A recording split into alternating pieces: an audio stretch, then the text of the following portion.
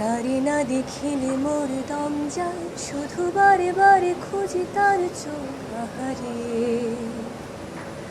শুধু গুনে গুনে মোর দিন যায়, আমি কোথায় পাবো তাহারে।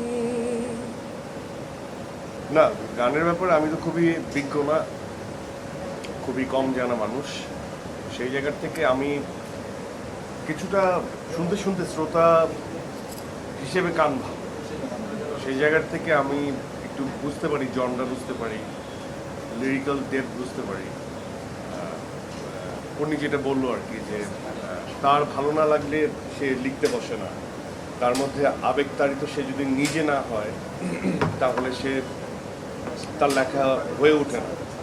তা আমার কাছে মনে হয় যে পুণ্যির গায়িকি অ্যাজ এ আর্টিস্ট, গায়িকি বা অ্যাজ এ সিঙ্গার, যে তার যে একটা ভূমিকা, তার থেকেও একটা বড় জায়গা আমার মনে হয় পুণ্যির লেখনী। ও খুব ভালো লেখার চেষ্টা করে গানটা, এবং গানের প্রাণ অনেকগুলো বিষয় মিলে গান, কিন্তু গানের একটা অনেক বড় প্রাণ হচ্ছে আমার মনে হয় লিরিক। সো লিরিক যদি স্ট্রং হয় তাহলে হয় কি, সেই গানটা অনেক দিন পর্যন্ত সাস্টেইন করে। যেমন আমাদের আরেকটা গান শ্রদ্ধেয় ম্যাডাম গেয়েছেন, আপনারা সবাই জানেন, সাবিনা ম্যাডাম গেয়েছেন।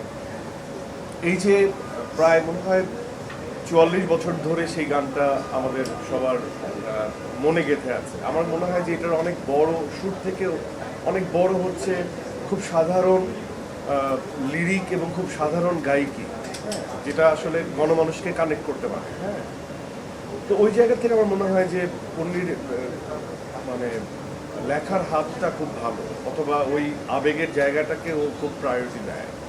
তো এটা অনেক ইম্পর্টেন্ট বিষয়। সে হতে পারে খুব ভালো কম্পোজার, হতে পারে খুব ভালো গায়িকা, কিন্তু এই যে একটা দিক, এটা আমি মেনশন করতে চাই যে গানের লিরিকের ক্ষেত্রে খুব সচেতন। এজন্য গানগুলো হয়তোবা সাস্টেইন করবে এবং দীর্ঘদিন ধরে মানুষের মনে থাকবে বা সহজেই হারিয়ে যাবে। তো এটা আমার মনে হয় যে ওকে আলাদাভাবে অ্যাপ্রিসিয়েট করার একটা জায়গা। আর এছাড়া গানের গলা ভালো, মেয়ে দেখতে ভালো, হ্যাঁ, এক্স ফ্যাক্টর ইজ দেয়ার। শুধুমাত্র গায়িকা হিসেবে না, নায়িকা হিসেবেও কাজ করতে পারে অদূর ভবিষ্যতে। অ্যান্ড খুবই এক্সপ্রেসিভ, খুবই সাধারণ, সাদামাটা কথাবার্তায় আপন করে নিতে পারে, নিজে খুব আন্তরিক, এরকম অনেক বহু গুণে গুণান্বিত এই মেয়ে। এবং সবচেয়ে বড় কথা হচ্ছে খুবই ইয়াং, যারা ইয়াং অ্যান্ড প্রমিজিং, খুবই চার্মিং, তাদের ভবিষ্যৎ খুব সুন্দর হয়। তো আমার কাছে মনে হয় যে সে যে ধরনের মানুষ, তার প্রফেশনাল ক্যারিয়ার আমার মনে হয় অনেক দীর্ঘ হবে এবং অনেক সুন্দর এবং সাবলীল হবে, এটা আমার মনে হয়। আই এম রিয়েলি থ্যাঙ্কফুল যে পুরো দম টিমের সাথে একজন টিম মেম্বার হিসেবে সংযুক্ত থাকার জন্য আমি পুণ্যকে ধন্যবাদ জানাই। আর হচ্ছে সে যে আবেগ দিয়ে গানটা তৈরি করেছে, নিজের মতো একটা ধরনে, একটা স্টাইলে, একটা ফরম্যাটে সে সেটাকে শুট দিয়েছে, পুরো ব্যাপারটা নারিশ করেছে। এই জন্য আমি খুবই thankful. Thank you so much Punyi, being a part of them. কি বুঝলেন ভাই? অনলি যেটাই চাই। না, আমরা তো আসলে গান আমাদের একটা একটা ইটস এ, হয় না যে আমার কাছে সবসময় অ্যাজ এ পারফর্মার, আমি অ্যাক্টর হিসেবে আমি মনে হয় যে সবচেয়ে বেশি সোলফুলি কানেক্ট করতে পারে হচ্ছে সিঙ্গাররা। এটা আমার মনে হয়। কারণ কি, আমিও নিজের বাস্তব জীবনে হয়তোবা প্রেম করেছি, কষ্ট পেয়েছি, বিভিন্ন সিচুয়েশন চড়া উত্তরের মধ্যে দিয়ে পার করেছি। তখন কখনো কখনো ওই সিচুয়েশনের সাথে যখন যে গানটা মিলে যায় সেটা বারবার শুনতে ইচ্ছে করে, অথবা সেই ইমোশনটাকে বহুগুণে বাড়িয়ে দেয় একটা গান। তো বলে না যে অনেক সময় আমি বলছি যে দোস্ত, কোনো এক বন্ধুকে, দোস্ত এই গানটা না একদম আমার চিন্তা করে লিখছে, এরকম বলি আমরা।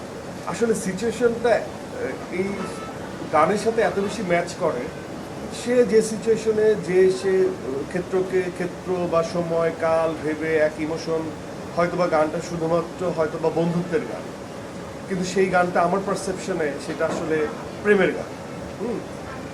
এটা হয়ে ওঠে। তো গানের মধ্যে এমন একটা শক্তি এবং যখন আমরা কনসার্ট দেখতাম সিঙ্গারদের সাথে অডিয়েন্সের যে একটা বন্ধন থ্রু গান, সেটা অনেক মানে মানে ঈর্ষা করার মতো। এবং একই সাথে আমার মনে হয় যে এত পাওয়ারফুল বন্ডিং তৈরি করে শুধুমাত্র গান ইটসেলফ, এত ইমোশন ক্যারি করে, এত পরিপূর্ণ একটা মাধ্যম। সেজন্য আমার আসলে যারা গানের শিল্পী তাদেরকে প্রচুর আমি মানে মন থেকে তাদেরকে রেসপেক্ট করতে ইচ্ছে করে। যে কোনো আর্ট কালচারই যারা সম্পৃক্ত তাদের সবাইকেই আমার রেসপেক্ট করতে ইচ্ছে করে বা আমি করি।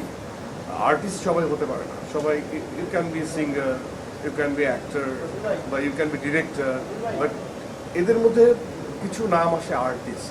Artist is the next level. আমাদের এখানে প্রচলিত প্রথায় আমরা অ্যাক্টরদেরকেই আর্টিস্ট বলি, আর্টিস্ট আসছে বা উনি আর্টিস্ট, বাট এই শিল্পী হওয়ার মনোভাব বা প্রবণতা কিছু কিছু অ্যাক্টরদের মধ্যে, কিছু কিছু সিঙ্গারদের মধ্যে আমরা আগের থেকে বুঝতে পারি যে he can or she can be an artist. তো এই মাধ্যমটা আমার কাছে খুবই হিপনোটাইজিং।